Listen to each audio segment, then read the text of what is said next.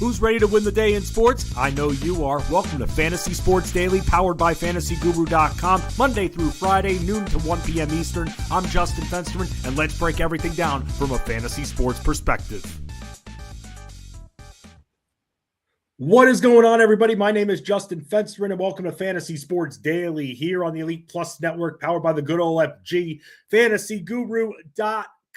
Where your free stream or reach out to all of you, the Elite Mafia, and hopefully some future members of the Elite Mafia when you sign up and you hang out with us. You hang out not only checking out our content, which is still popping, rocking, and rolling, getting ready for the Super Bowl, but also in our Discord, one of the most active Discords that we have out there, a huge Discord, 25K strong.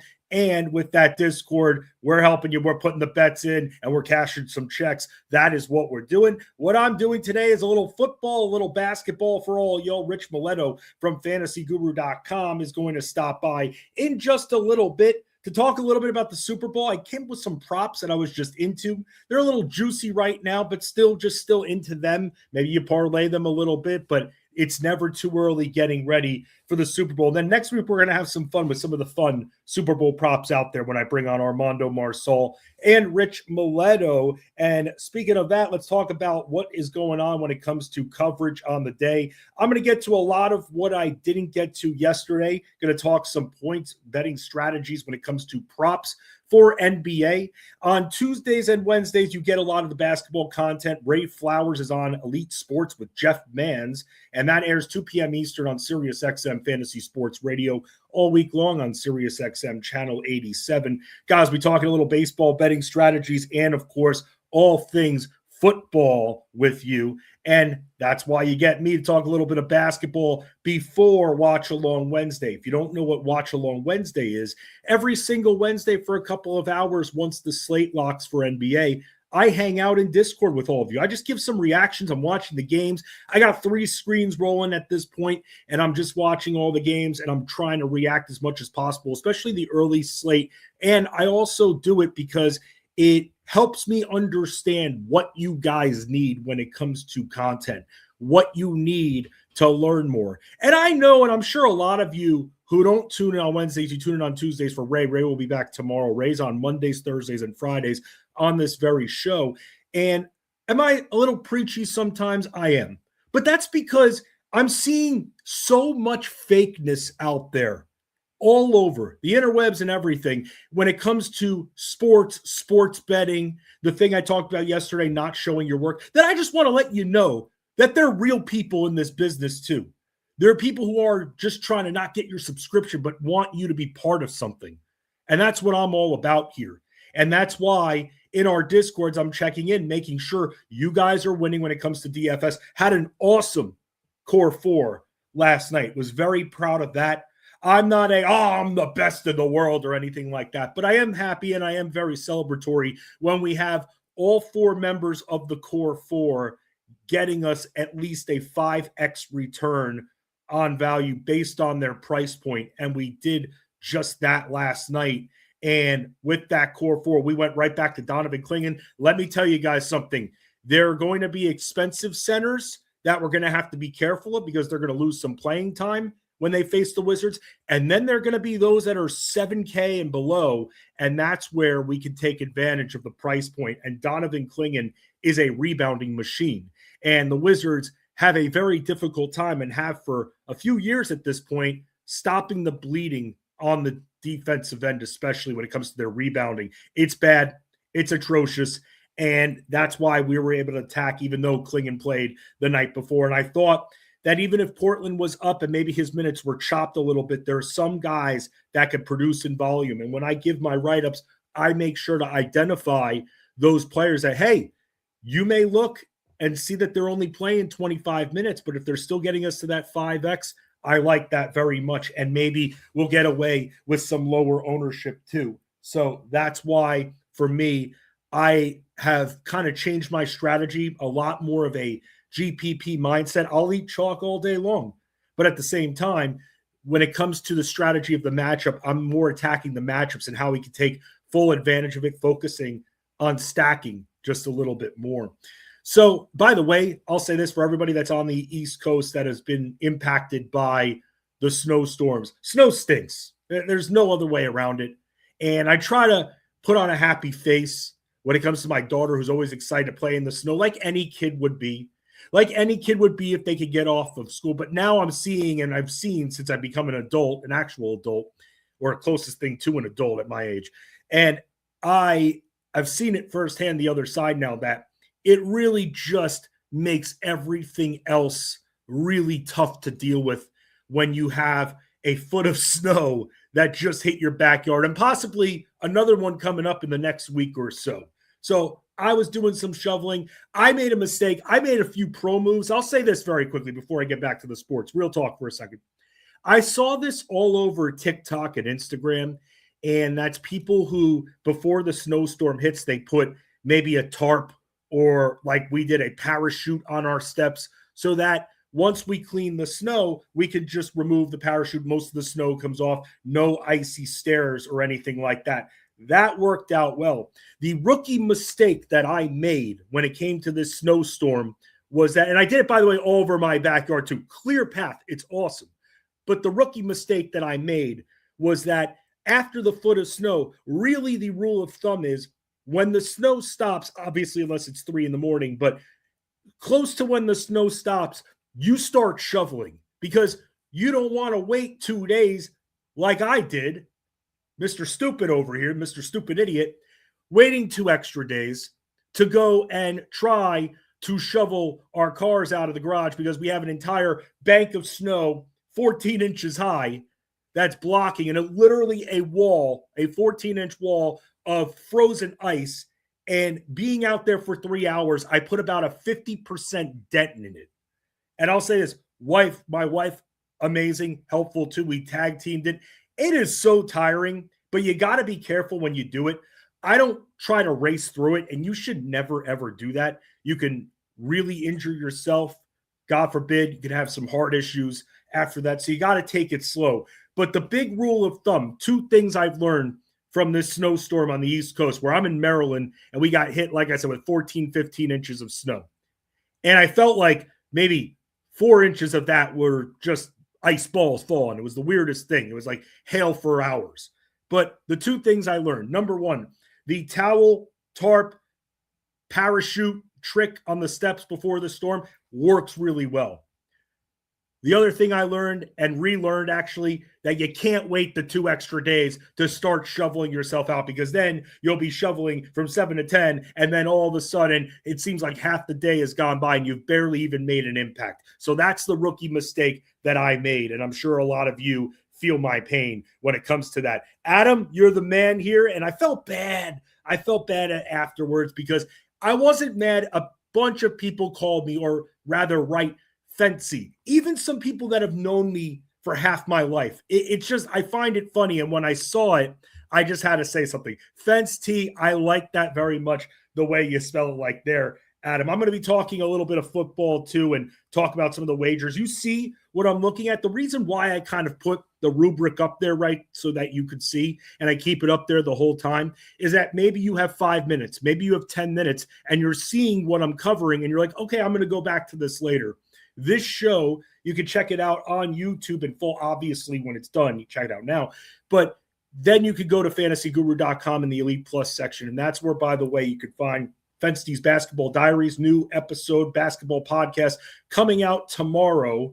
So I'm probably going to talk a little bit about points, props, and my journey through that. It hasn't been as easy as the rebounds have. We had a nice parlay when it came to rebounds, nice little Zion Williamson and Chet Holmgren parlay. It just shows each team has a vulnerability. And until the Thunder are at full strength again, their vulnerability, especially with them playing fast, rebounding. And this was something I saw a little bit last year too, when we were able to get away with a few props. But I saw that Zion Williamson's rebound prop was toggling between 6.5 and 7.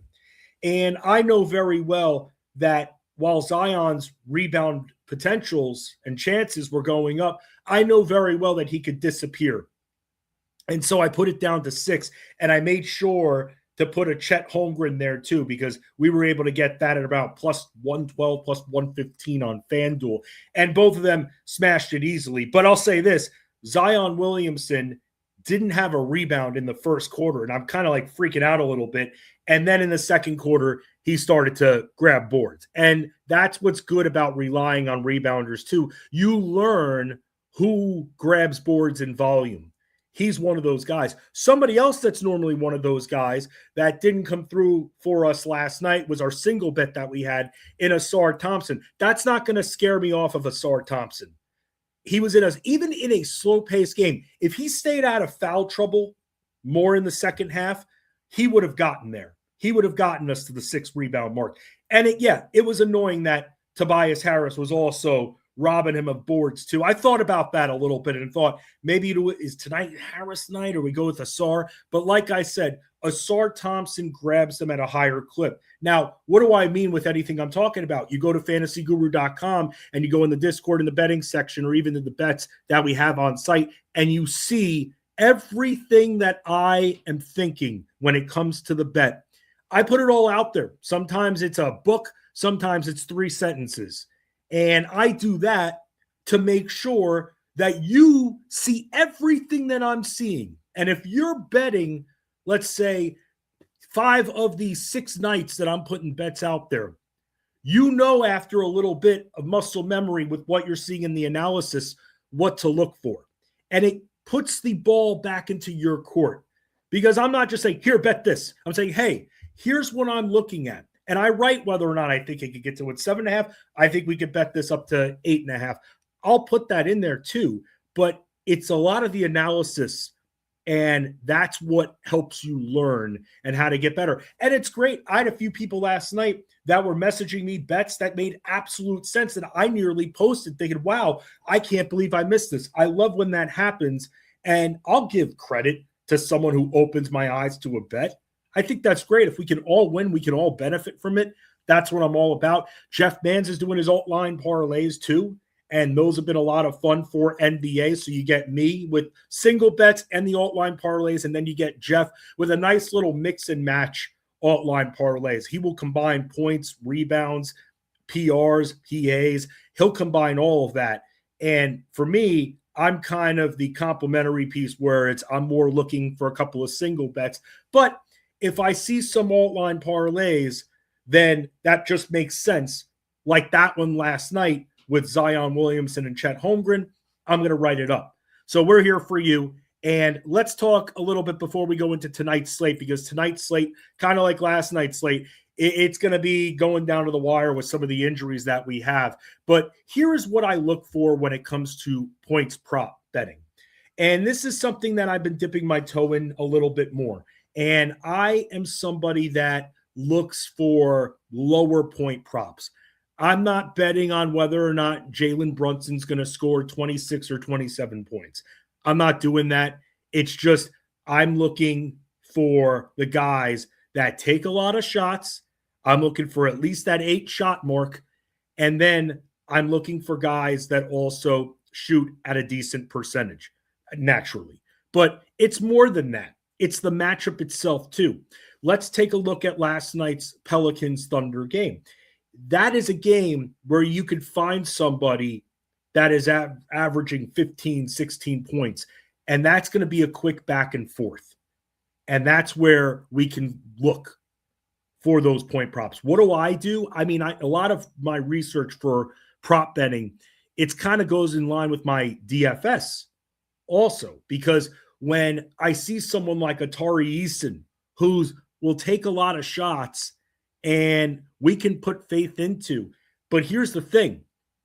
Tari Eason's facing the Spurs, and we didn't see him shoot much a few games ago, but against the Spurs. But since that game, we've seen double-digit shot attempts. So can we forget about that? Was that one of the games that I watched fully? No. Did I go back and check the play-by-play? He just wasn't shooting. That was the big thing with Tari Eason. So I feel like a lot of people will look at the game from a few days ago and see, maybe I should lay off of him. I'm fine with him there. Until Steven Adams comes back into action, I feel like Tari Eason is pretty safe. And if any of the other forwards are ever out, Tari Eason becomes very prioritized. But we'll have to see if that's the case.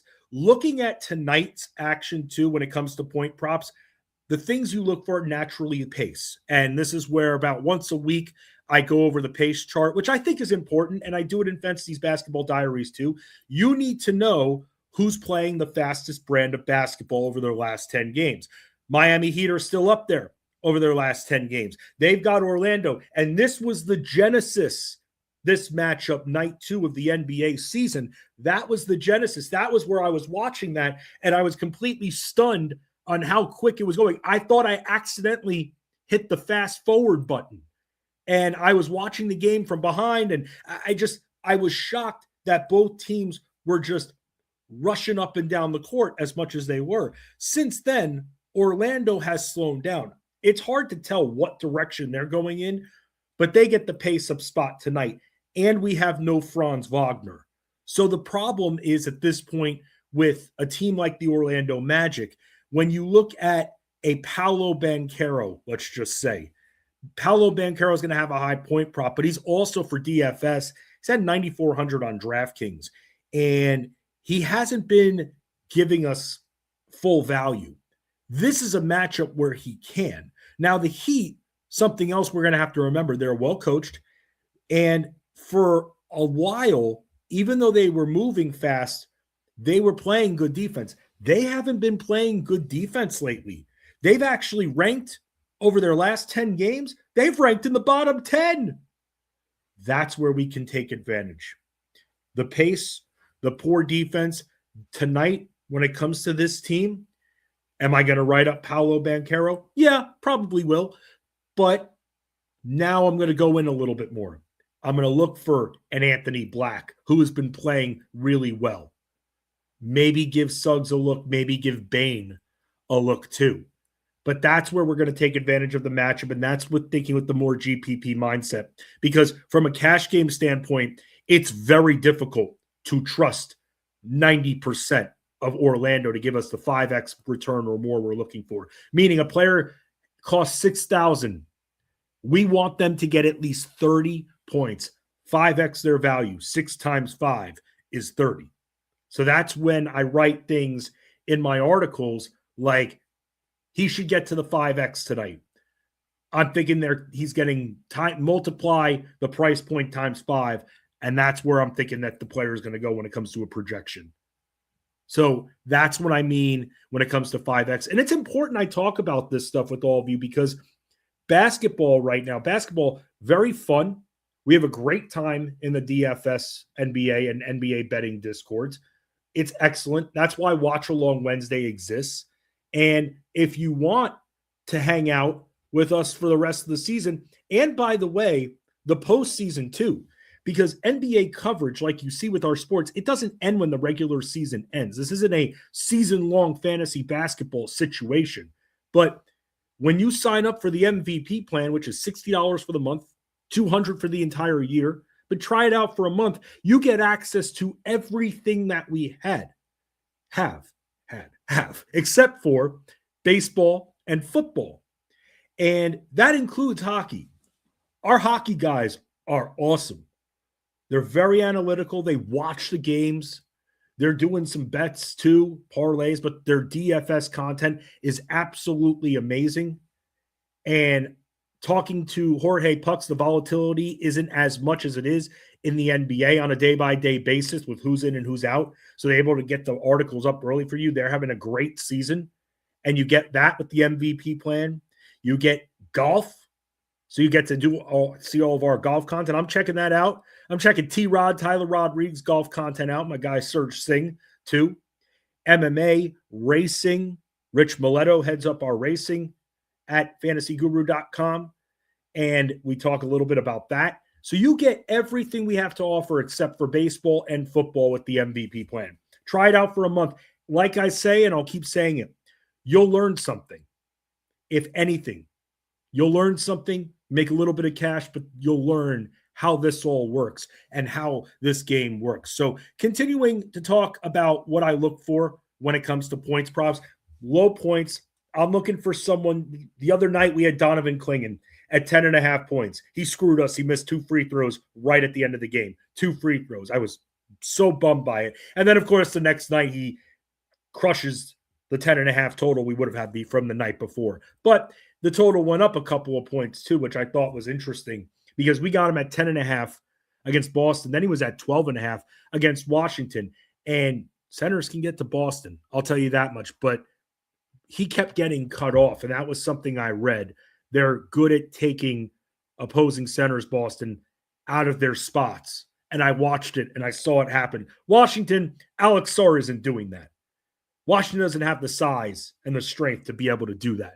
So bigs get to do whatever they want. Let's talk a little bit about tonight's slate, because when it comes to what we're looking for the top totals, the first game that I direct the attention to is Charlotte-Memphis. We like Charlotte tonight. Major pace-up spot for them. A low spread, which I'm a little bit surprised about, considering that Charlotte's defense has been excellent lately. Excellent. They've been top 5 defense over their last 10 games. You know who hasn't been a top 5 defense? Memphis. They haven't. But I was looking at a few of the trends surrounding this game, and as a road favorite, they're at 50% Charlotte. So I'm sure there's some fear regarding that. But if you watch the Hornets and you see that young core that they have, and I'll say this, about a month ago, I was saying, you know what? This team would be better off without LaMelo Ball. But over the last few games, I'm starting to see him buy in a little bit. Still seeing the stupid shots, but not seeing as many. I'm seeing other players get time with the ball, with LaMelo Ball waiting in the corner to get passed to a little bit more. And that's the way it should be. Absolutely the way it should be. And it starts with Knueppel, who I think tonight has a lot going for him. He's not that expensive. He should be able to take out Memphis. If anything, I think they'll lean off LaMelo Ball if Charlotte is up. And Charlotte's defense has been strong all around. They've got size. Jaren Jackson Jr. is going to have to chase Miles Bridges around the entire night. They're going to be open guys. Brandin Miller going to be open. Even LaMelo Ball, it kind of scares me that I'm interested in him. But again, I'm looking at the pace. I'm looking at the defensive issues. And I'm liking this game, especially from the Charlotte side. And I think that there's some serious value we could take advantage of in this game. Another game that we're going to be looking at quickly, I mean, for the Lakers and the Cavs, I try not to put the whole, oh my God, LeBron, Cleveland, oh boy. So I'm more looking at it from this standpoint. Evan Mobley is out. And that's a problem because DeAndre Ayton, while he's not Mr. Offense, he's a big body that Jarrett Allen's going to have to keep out of the paint. Who's going to stop LeBron at this point? Dean Wade going to have a lot of trouble stopping LeBron James tonight. And if I'm Luka, because Luka will have Donovan Mitchell on him a little bit, that shouldn't be too bad. Garland's out of this game, makes it so much better for Luka Doncic. Shout out to Armando Marcel, who the other night ended up paying for Luka Doncic and put him in the core. And I'll be honest, and I know I discussed it a little bit with him yesterday, that takes some stones to do, because then when it comes to that, that's the guy that he must hit for value if we're going to have a chance to win. He ended up coming out with shining colors and flying colors and ended up passing all the tests he needed to in the matchup against the Bulls. And now the good thing about going against Cleveland is the pace of play. And with them having the pace advantage here, the Lakers, they should be able, both LeBron and Luka should be able to produce tonight. Now, the big question is, will the Cavs have enough offense? That's going to be the big thing. And I'm still going to write up Donovan Mitchell, but the Lakers defense hasn't been as strong on the perimeter, but Luka's a pretty good defender, and he's going to be on Mitchell. And that's going to be fun to watch, to see how Mitchell's able to match up against him. So that's something that I'm watching for tonight. Another game that we're going to be invested in, because anytime this team is on the slate, we're either actually both of these teams, we're either going after them or attacking them completely. Chicago, Indiana. And a few players that I like from this game, I'll say Jaylen Smith, one of them. we should see him have a little bit more of an active scoring role, although Pascal Siakam can defend. Then you can look at Nikola Vucevic tonight from the Bulls side of it too. He's been a little bit up and down, but his price is nice mid-range style, so we'll be able to take advantage of that. Now, the big question is, will Josh Giddey get 30 minutes? And if we find out that he's going to get 25 to 27 minutes, do we still go in GPPs? And I think actually that it's a safe spot for us to go in because it's going to be operating this game at a very fast pace. Indiana is a bad shooting team that's going to help his rebounding potential. And Indiana also, I mean, they miss a lot of shots and they give up a lot of boards. Giddey's going to be able to get inside. And that's why, by the way, going back to Jalen Smith, I think Smith will be freed at times from Siakam because if Smith is freed from Siakam, then he'll be able to get inside a little bit more. When Josh Giddey is cutting, Siakam's going to have to pick him up. So there's going to be a little bit of openness right there. And even Kobe White interested in him. On the Indiana side, though, I mean, I mentioned a couple of guys, but it's been really more. I know we've started to see Jarris Walker perform a little bit, but he's questionable heading into this game. Ultimately, I'm looking at a decent amount of the Bulls options here. Final game, I'll talk to you guys about that. I'm looking at it again. You'll see my write-up a little bit later on at fantasyguru.com. I mean, I'm not going to give you every single play here on this stream. You got to go to the website, check out the content a little bit here. Help me help you. The Hawks, I nearly said the Falcons. Hawks taking on the Celtics. I like this game a lot, actually. The Hawks play at a fast pace, and they're giving up a lot of rebounds and assists. So those ball handlers for Boston tonight, I like. Peyton Pritchard's been giving us pretty good returns. Derrick White, not so much. But I'll say this. Derrick White, all year, one of the best friends to the Elite Mafia.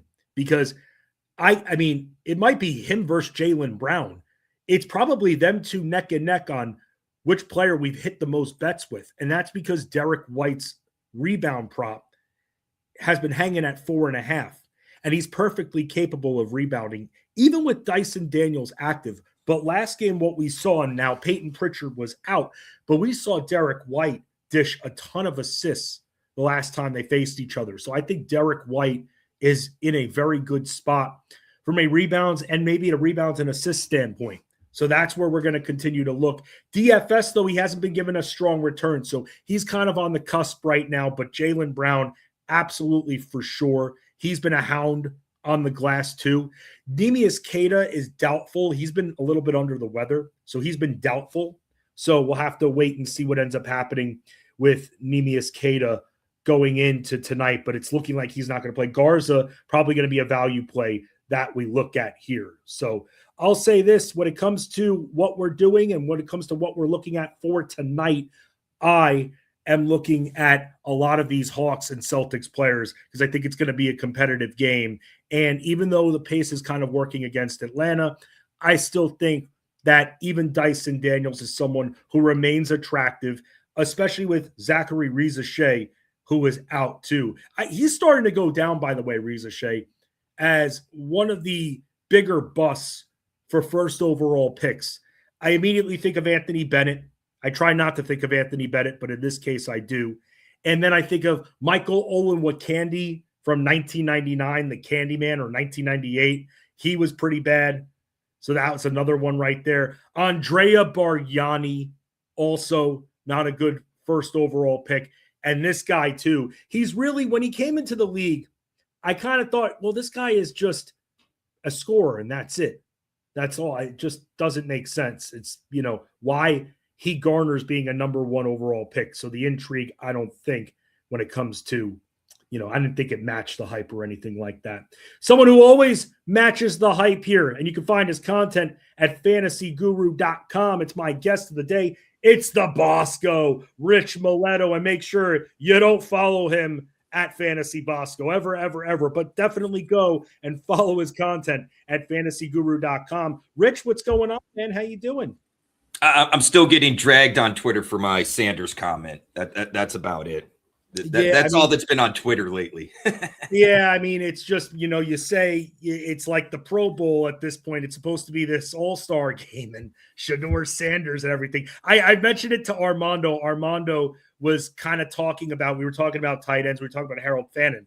And Armando gives all this analysis. And I go, Armando, respectfully, and I think you're a great analyst, you missed the most important part here with the Fannin analysis. He has a Pro Bowl quarterback throwing him the ball. I thought he was going to hang up on the stream. The problem I have, and I think the point's been lost, the Pro Bowl is supposed to be an accolade, right? It's right. Supposed to be an award of sorts. And when you hand it to the last guy standing, you sour that award. It doesn't have the meaning that it was intended to do. And we can debate about Drake Maye last year, Gardner Minshew the year before. They're all valid. But when a guy has 200 yards a game, 1 TD a game, and 1.42 interceptions a game, and you consider that all-star, I have to question what we're doing. And I understand that we currently have 3 quarterbacks in the Pro Bowl on each side of the ball, but maybe we shouldn't, because Sanders basically was 41 of 42 eligible people in QBR. I'm not a big QBR guy, but I mean, just to kind of give some reference. So nearly the bottom of the barrel. And look, we know Lawrence passed it by. I assume Lamar Jackson did as well, and so on and so forth with all the injuries. Sanders was basically 16 or 17 of the eligible AFC quarterbacks and got in. And what's the point then? I understand they're not really playing the game. And this whole argument, he sells tickets. Nobody's buying tickets to the Pro Bowl, people. This guy is not going to sell out the Pro Bowl. You couldn't get people at the Pro Bowl in Hawaii. You think you're going to get it in Miami or somewhere? I made the comment, maybe the Pro Bowl should only be all pro eligible. I agree with that. I agree with that, actually. The problem is then it's the same award, right? Because there's only 54 spots of all pros, right? So, or 58, depending on the year. But yeah, I'm with you, right? Because in order to make the Pro Bowl, I would almost argue you have to at least be an all-pro first. Maybe we should expand the all-pro to 3 deep or something. And then you have to come from the all-pro status. It's a joke, Fensty. I mean, who's going to watch? It's not a joke for, and I wanted to get your take on this. You know who it's not a joke for? I think, if anything, this is an opportunity for Shedeur Sanders to get in front of the cameras, speak with the media, and kind of show the seriousness and maybe maturity, because you saw how much of a silly goose he was when it came to the media early on in the season. But I think this might be an opportunity for him. I don't want to say to clean up his rep, but I'd say when he fake talked and everything, a lot of people started thinking a little bit less of him. I think he can maybe clean that up a little bit and show that maturity. So while, he doesn't deserve it, I think for him and from a career standpoint and an image, I feel like this is an opportunity for him to get in front of the cameras and show, hey, look, Browns are going to kick ass one of these days.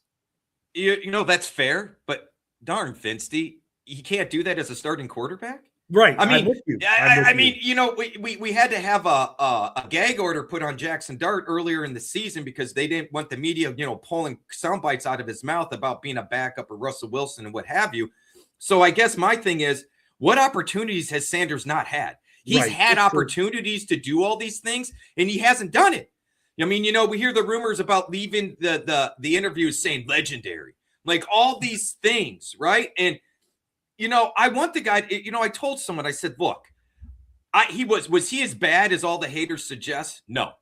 Was he as good as all the lovers suggest? No. He was somewhere in between. I am not going to sit here and say this was the worst rookie season of all time, because it wasn't. There was some promise. I told someone, it's hard for me to say that Dillon Gabriel deserved it more, for example, than Sanders. I would argue the offense was more productive with Sanders than it was Gabriel. Why? We could debate why that is, but I can't be honest with you and say that the offense didn't look better with Sanders. Now, what's that mean with the new coach, Todd Monken? I don't know. I was going to ask you what you thought of that. I messaged Phil. I am curious because I was impressed with what Monken did in Baltimore. Okay. I felt like this is the best we've seen Lamar play was the last 2 years. I was never really in the Lamar corner, but he kind of showed me something the last 2 years with his passing ability and reading the defenses and not counting on his legs and athleticism to get it done. Right. I got to believe Monken had an intricate role in that. But man, when we look at Monken's role down at Tampa, yeah, not great, man. So, and now, and here's the real kicker. So the scuttlebutt was the Browns were having difficulty finding head coaches because they had this essay, this test, all this other stuff. And then it came out and said, no, part of the stipulation for the new head coach is they got to be willing to keep Jim Schwartz. Well, now they got Monken, and I just assumed Monken's like, sure, I'm not a defensive guy. Let's keep Schwartz. Well, now Schwartz is like, you wouldn't give me the head coaching job? I feel like I've earned it. And now he wants to jump ship. So they had this whole stipulation of you got to be able to bring in Schwartz. Well, did you tell Schwartz that he was going to remain the defensive coordinator? Because it doesn't seem like he feels that way. So all I see is a bunch of discombobulation, man, and more of Cleveland front office being Cleveland front office. It just is heartening to me that Harbaugh wouldn't even consider the Cleveland job. What does that say? Because he had pick of the litter. Everybody wanted Harbaugh when he became available. Right. And he doesn't he doesn't even want to entertain interviewing with you. That concerns me. And now where we at? Pretty locked in on the Giants job. I mean, look, he knows how to say the right things. He could say where I want it to be. But do you think also, the market value comes into place here where you have an opportunity to go to the number one market in the world versus Cleveland, which, I mean, I got to figure out what number Cleveland is, but they're a mid-market. Oh, they're a small market, right? I mean, I don't even know if they're the biggest market in Cleveland, right? Or in Ohio, Cleveland, Columbus, Cincinnati, they're all real. That's why I'm like thinking they're right in the middle because I want to give them some flowers too. Yeah, they got to be probably bottom third if I had to guess. And to be fair, I don't know the age of Harbaugh's family or anything, but what kind of move does he really have to make if he's on the outskirts of Baltimore or DC going to the outskirts of New York, right? Right. So I mean, I'm sure that plays into it. Personally, I think anyone that wants to go to the New York market's stupid. It's nothing but a headache and more pressure and more in your face and more media up your butt. Like, I do not understand the desire as a coach or a professional wanting to go to New York. I really don't. To me, now, granted, I'm not, we all aren't all the same. I'm not a big city guy in general, right? But I just don't see, yeah, New York. Like, I don't know. If I want a big market, I'd much rather go to Los Angeles or something where the weather's nice, even though I hate California, right? Or Miami or Dallas or, any number of places. So maybe he wanted New York from the beginning, but I didn't see that he turned down other opportunities or interviews outside of Cleveland. Right. Which to me, that just screams. And I agree with Greg here. I've said this for a long time. The Browns issues land on the ownership. And the ownership is terrible. I'll go this far. I liked what we saw in Denver. I want football played in the weather, Fensty. I hate sterile football games. Football was built on the premise of war. You don't get to dictate weather in war. You have to find a way no matter what. And now we're sterilizing the environment, pushing everybody to build these domes. And I'll go so far as you can call me out 10 years from now. Brand's fandom will drop once they build that dome.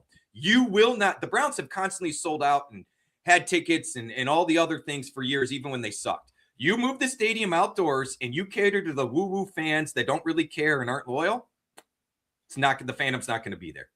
Rich, let me ask you though, man, and I'm not trying to like hate or anything because I've seen a lot of people talk about that football being played in the elements and everything like that. But when it comes to the real elements, we're talking, the snow that's coming out because look, I mean, wind is an element. We know that rain absolutely is torrential downpour. But here's the interesting thing when I'm seeing all this. With the domes in sports, I feel like there's such a greater chance of a baseball game getting canceled than there is a football game. And so that's why, even though I feel like I'm someone that's like, we should never have issues with sports. Like our sporting events that we're paying top dollar for, even some of the worst seats for these completely outrageously priced concessions, we shouldn't have any kind of interference with the game. And I'm with you there. I'll say this with football though. You don't see a lot of cancellations due to weather. You barely see any. You see delays when there's lightning in the area in Jacksonville, like we get every 2 years. But outside of that, you really don't see cancellations unless there's 30, like 5 feet of snow on the ground. And even then, Buffalo showed us that doesn't matter either, right? No, because they'll pay their fans $50 and a ham sandwich to go shovel them out. Here's the irony, right? When Buffalo gets that, they get the new dome stadium, right? They don't have to worry about shoveling the seats, but guess what? Fans still have to brave the weather and the 5 feet of snow to get to the stupid game. So my argument to all this is you're creating a sterile environment to play football in, and football was never meant to be in a sterile environment. We could argue that baseball was. As a summertime sport, baseball wasn't really meant to be played in the rain. They cancel it for the rain when there's too much rain. It really isn't. Golf isn't meant to be played in the rain. We cancel it when there's too much rain. Racing doesn't get run in the rain for the most part. Too high speed, everything else, we cancel it for the rain, right? Football's like the only sport that was always meant to be played in the elements and dealt with. And we're sterilizing it because of exactly what you said. They want to carry to the foo-rich fans that want to know and be comfortable instead of actually catering to the real fans that can't afford to go to games anymore because we've made it so ridiculously priced from the concessions, the seats, the PSLs, and some of that's on the players getting payment, don't get me wrong, and the owners.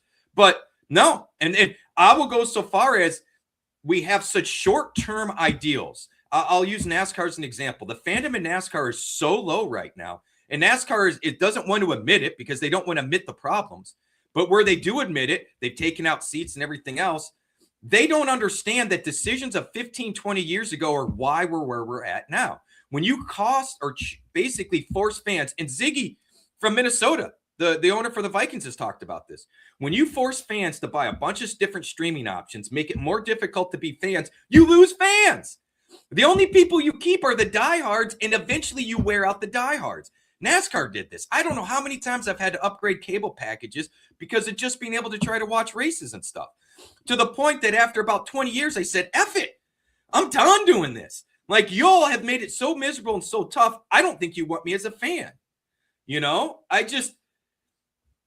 we have crapped on the fans, and I don't think we're being very long-sighted. And I get the people that talk about the domes. It is a long-sight vision. You know, you've got more opportunity. You can bring in monster truck. You can bring in concerts. You can do all these different things. But when you kill the excitement and the uniqueness of football, where it's a head-to-head, one-on-one experience as far as team versus team, and you make it a sterile environment, I think you take away from what football was. Now we're starting to, we already hear people say we don't let them hit. Why don't we just go to flag football? I'll be honest, Fensty, in 20 years, I won't be shocked if we're not just doing flag football. Yeah. And look, the safety measures are only going to continue. That's the thing. And the requirements and, what's a hit? We're already debating all the time. What's a catch? What isn't a catch? That conversation is going to further grow because look, at the end of the day, as we're getting more into, science, technology, the human body, there's going to be leagues, preventative tactics and everything like that. And that's going to definitely change the game because you look at the padding that the guys in the 60s were wearing and they had none. That's the weirdest thing. Rod Woodson, kick returner, punt returner, all pro. He didn't believe in wearing knee pads and thigh pads. Right. Didn't do it. Right. Didn't do it. A lot of guys didn't in that era. Right. We are dumbing down. And here's the thing. I'm with the Mike Rowe on safety third. If you don't know what that is, I highly recommend check out Mike Rowe. He's the dirty jobs guy. Go read up on his safety third stance. The basic premise is if we put safety first, nothing will get accomplished. We won't be logging. The most dangerous industry in the world is logging. So we wouldn't be logging, which we all use. Look around you. Where's furniture, doors, windows, houses, structures, all from wood. So, if we put safety first and quit all that stuff, life ceases to exist. So while we should be safer, we can't make it the end all be all. And I wish people would really read into that and understand that more because I think it applies across the board. I had the talk with my chiropractor. I've had more concussions swimming than I did playing football. It's just the way it is. Swimming? People find it weird, but it's actually not that uncommon. Swimming. Do backstroke a couple of times and miscount your strokes into the wall and see what happens when you slam your head into the wall. But doesn't your hand kind of eventually elevate out and touch the wall? Well, again, if you're counting strokes, right? So imagine you're doing this. How many times have you seen someone hit here? You have to know where the wall is to hit here. Like, people don't realize there's kind of a finite movement. You can't really get on your side, but as you get older and learn.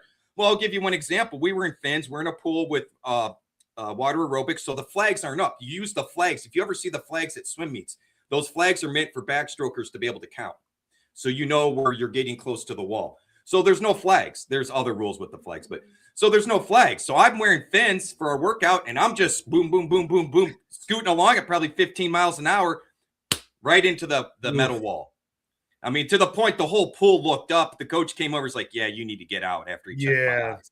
Yeah. But anyway, going back, I've just joked that I seriously believe in it. It's funny. The eye doctor goes, I've heard that a lot. You'd be shocked, man. I mean, how many times you bump into somebody head to head? You're not wearing any pads. Like, things happen. I mean, you figure you do that, you hit the wall 3 or 4 times in a career. That's 3 or 4 concussions, man. And that's not that many when you've been swimming 15,000 yards a day for 15 years, right? I mean, I had no clue you were even a swimmer, but I was all-time top 10 at Georgia Tech for a couple of years. Wow. You and Stephon Marbury, the best athletes. He was there. Deion Jones. Joey Hamilton. Stephon Marbury and Jared Jack. Dude, when the ACC was the ACC, when they actually had all like Atlantic Coast Conference teams and not freaking California coming from the West Coast all of a sudden in the ACC, like, that was so great in the 2000s. Like, all those teams had someone. You had like Julius Hodge and Luke Schenzer, and you had even Jared Jack, and a lot of those teams had guys. Chris Paul, then the Duke guys, the 05 UNC. I love that, man. When you said Georgia Tech, it just made me think of 2000s college basketball. Now, conference realignment, taking the ACC and putting a Pacific Coast team in them is all you need to know. I was there when Bobby Crimmins was there. Oh, nice. And that was a fun basketball team. I was at the game where they upset, was it number 1? Who was number 1 that year? Was it UNC? It was an ACC team. But I've got some fun. Spivey was on that team. I got some fun stories about my time there at Georgia Tech. But anyway, bottom line is, my point is, I wouldn't trade the injuries, the shoulder stuff, the problems I have. I wouldn't trade any of that and give up the experiences I had, whether it was the camaraderie with teams, whether it was winning championships, whether it was going to state, whether it was going to the ACC conference meet, qualifying for nationals, all these things. I would not have passed this stuff up to get rid of the injuries. I wouldn't. Right. And I talk to people now swimming Maletto, Richard. No, you'd be surprised how many times they got the name wrong. It's just wild. Wait, speaking of swimming, JSN, is he going to swim his way to 8 catches in the Super Bowl against the Patriots? Because this is a guy that you just can't stop. And he's one of the very few that you rarely can stop and contain him. I think that is a very sharp number, the 8, right? We saw 10 this past week. I think the Patriots have a better defense than the Rams do. I don't know. Are they going to go one-on-one Gonzalez? Are they going to push him to be one-on-one with JSN? Are they going to give him help? Are they going to, use the front 7 to stop the run and force Darnold into passes and hopefully get, making rushed throws? I got to believe that's kind of what the Patriots' plan is, because the front 7's basically coming back healthy now. I'm assuming Spillane's not too hurt, but assuming he's healthy, Milton's back. That front 7's going to be dangerous, and it's going to be tough to run on. Now, that zone blocking scheme, though, it's eaten up a lot of defenses over the years. There's only a handful of defenses that really match up well with it, right? And historically, when that happens, they've been a little softer on the back end with the pass.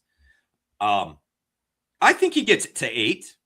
I don't, my confidence level's probably slightly above 50%, maybe 60%, right? Right. I think if you're Seattle, you got to want him to get at least 8 receptions, right? I don't know if they're gonna win if he's not somewhat involved, or at least that's what I'm saying, right? Like 6+, 7+. Right. I think 6 is at the very minimum. I mean, if we're talking about bets here, let me tease that down to 6, right? I feel much more comfortable about 6. I'll drink the juice and maybe I'll match it up with something else somewhere else, right?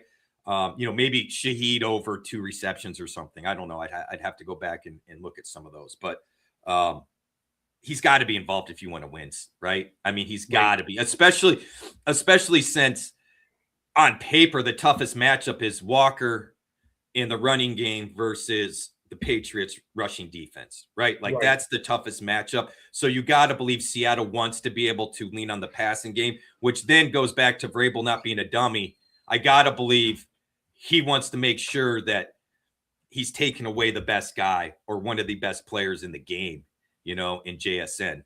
So, we see Greg brings up a good point here. Greg, by the way, I saw your message before. Rich, I feel so bad for Greg. And he was kind of collateral damage yesterday because I was just like in a fired up mood. And I just saw it. It wasn't even mad, but I just saw it. He wrote my name as Fentsy. And I don't know Greg personally, but a lot of people that I've known for 20 years still spell Fensty Fentsy.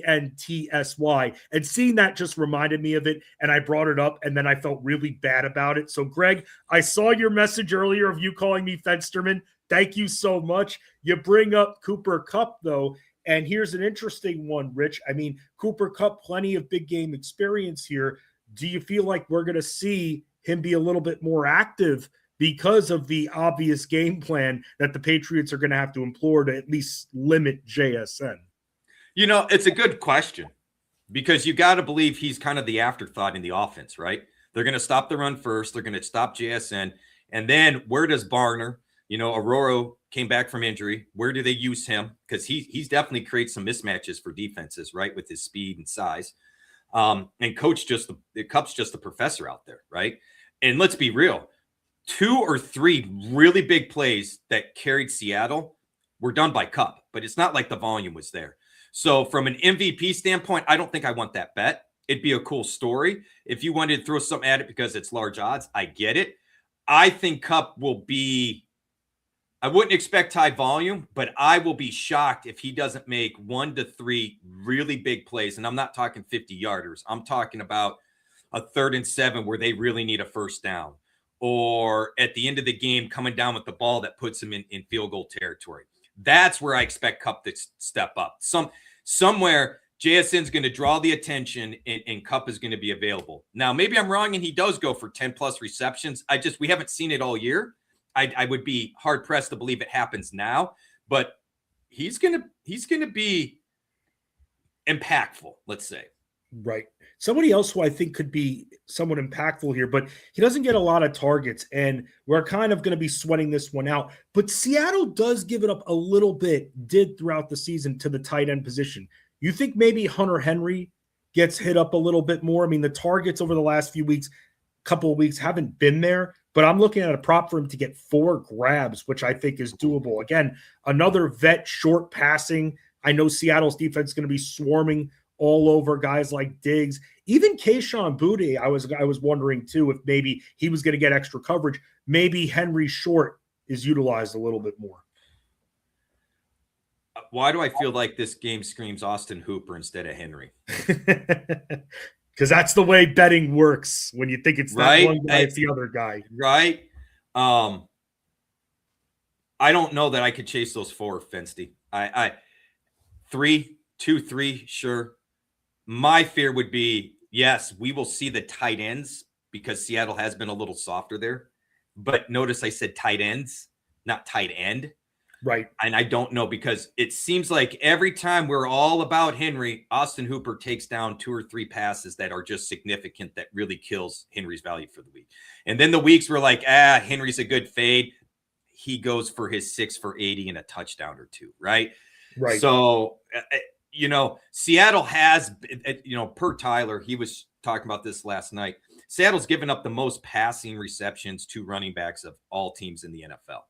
So if I was going to chase an angle, I think I'd rather chase Ramondre Stevenson receptions than I would Hunter Henry.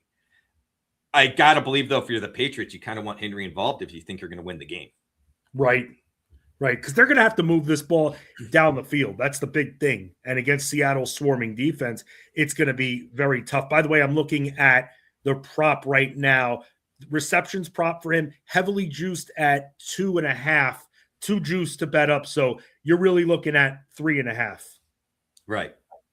So that's very close, right on the line. Right.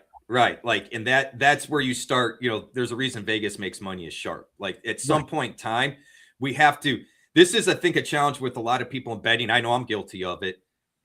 I like the bet. And because I'm so confident in what I like, I start to chase a bet I shouldn't chase. Right. Like I really like what will happen at 2.5. I don't love 3.5. So I think at some point we have to be smart and say, you know what? I need to look elsewhere. Maybe I tease that up and go under. Maybe I do the exact opposite. I've got to be better at chasing unders. The odds on hitting unders are better. It's just, man, it's so tough. Like I said last night, I love knowing that part of my leg cashed in the half by halftime. On unders, you don't get that luxury. You have to wait until the clock reaches 0, whether that's overtime or not. So there's a whole additional sweat to it that I don't like. Whereas I would rather tease up or tease down some lines and drink the juice and have a 3-leg parlay that cashes by the end of the third quarter. That's more my desires, which means they're low odds, right? Like, dude, I'm with you, man. I barely put unders, man, and I need to do that more too. But I'm mainly in overs better when it comes to props, man. For everything, I'd rather find overs I want versus unders that make sense because I don't want to sweat the whole game, man. I just don't like it. I'd rather know that I'm chasing one. I'm chasing two. Right. You know what I mean? Versus, all right, we're still 5 away. We got. It's fine. It's fine. There's 10 minutes left, but it's fine. It's fine. Come on, defense. You know what I mean? Like it is a much less fun sweat, in my opinion. And I do this for fun too. Like if this was strictly just a money making idea, it'd be different. But I do got to embrace the unders some more. I have to. We all do. All of us do. We're all guilty of it, but for everything Rich just outlined, that's why we like doing it here. So with that, Rich, we'll talk a little bit next week about coaching and also fun props that'll be out on the books heading into the Super Bowl. Gatorade color. That's all everyone's favorite one right there. Rich, what do you got coming up on the site over the next few days? Not much. I'll have some props maybe posted. Well, NASCAR doesn't start yet. And I was going to say, do you have a new Thunder Hour at all coming out? No, I don't believe we have a Thunder Hour dropping until the Thursday before Daytona. So we're still 2 weeks away from that because there are cars on the track. I don't believe there's any current slates up on DraftKings or anything, but I will be checking. I'm not real gung-ho on playing this exhibition race. It's a short track. It's where they don't normally go. I mean, at this point, they're just trying to clear snow off the track. So I'm kind of curious of what we actually get from cars on the track, but I'll be interested in watching. I am tuning into the Senior Bowl. I recommend folks check that out. There's a good way to get some measurements. We've already learned about that quarterback there at Vanderbilt being significantly shorter than what they claimed. 3 inches is kind of a lot in my book. When you claim you're 6 foot and you're 5'9", that's a little bit of a problem. So definitely would be tuning into the Senior Bowl. That's always a good time. That you might find some gems in there. It's not all the time, but if the very least, I enjoy watching the practices and the interactions with the coaches and the players. I think there's something to be said about getting an understanding of these players and what makes them tick and who they are mentally. I think that goes a long way. But other than that, no, not much coming out from writing standpoint. But here in about 2 weeks, you'll have truck article, Xfinity article, Cup article, Thunder Hour. We'll soon be doing our pro day or combine data insight on the football. So we'll be bringing that up. So no rest for the wicked here. We get about 2 weeks and then it's back at it kind of full bore. That's the MVP plan. Racing included, all of Rich's content from the racing side of things. Football, different package right there. I've got the DFS NBA article coming up a little bit later on. I'll be in Discord. I'll put some bets. Then we have at 7 p.m. Eastern, Watch Along Wednesday. I'll be in Discord for a couple of hours hanging out with you guys, just giving some reactions about the game, letting you know about all the games that are on. We've got a 9-game slate. And then I will be looking for topics for Fensty's Basketball Diaries. I'm going to talk a little bit more about points betting there. I will drop a link in Discord once it's posted at fantasyguru.com. Give me a follow at Fensty Sports, FENSTY Sports. And by the way, I'm seeing two final comments here. I'm seeing Adam's comment. Adam, always great to see you. Sandro called you Fensty yesterday, and I thought I called that. I actually heard that part of Elite Sports with Jeff Mans and Ray Flowers, and Sandro did. I heard the T in Fensty, but that's another one. People call me Fensty too. They've known me half my life, 20 years. I've had the dang nickname, and you call me Fensty. And I love, by the way, shout out to Sandro for bringing up, because they were doing topics on Elite Sports on Sirius XM, what sporting events you're looking forward to. One of my favorite events, and Rich, get ready to roll your eyes, the Royal Rumble, which is this weekend. I do a nice little pool for the Royal Rumble. That is a good one, though, man. It's all by luck, all by chance. There's no skill in it. It's you draw numbers through a hat, and that's it. Those are your numbers, and you can win a nice chunk of money doing so. So I heard the T in Fensty, and I got to give Sandro some credit there. Where do I sign up for this Royal Rumble by the numbers thing? Because, dude, as far as WWE goes, that is probably my favorite thing to watch is the Royal Rumble. Oh my God. It's wild. I don't watch a ton of it, but that has always been like, I even bought the video game just so I could play the Royal Rumble. Like, I just love throwing people over the ropes and seeing if I can survive. So I'm all for a random draw number. Oh, dude, next year, dude, I will write a note because all the spots are reserved. Next year, man, I will get you involved. It's a lot of fun. By the way, the Royal Rumble, yes, I'm seeing Greg's comment. It's at 2 p.m. Eastern because it's in Saudi Arabia on Saturday. So, again, for those that are looking to watch, that's right. It's 2 p.m. Eastern. And what's it on now? It's on the ESPN, like, whatever, ESPN Plus. Unlimited, ESPN Unlimited. So, another streaming service. Yay! Yeah, I was happy to see MMA went to, or UFC went to the Paramount, because I have Paramount. I don't have the ESPN one because I hate the app. I think the app's terrible. I don't, but hey, I'm going to have it for at least a month, maybe through WrestleMania. And that's it. For Rich Maletto, I'm Justin Fensterman. It's been great hanging out, talking sports and talking about Rich's swimming career. You got freaking Michael Phelps over here. Ray Flowers back tomorrow, same time, same place, same channel. Fantasy Sports Daily right here on the Elite Plus Network, powered by the good old FG Fantasy Guru.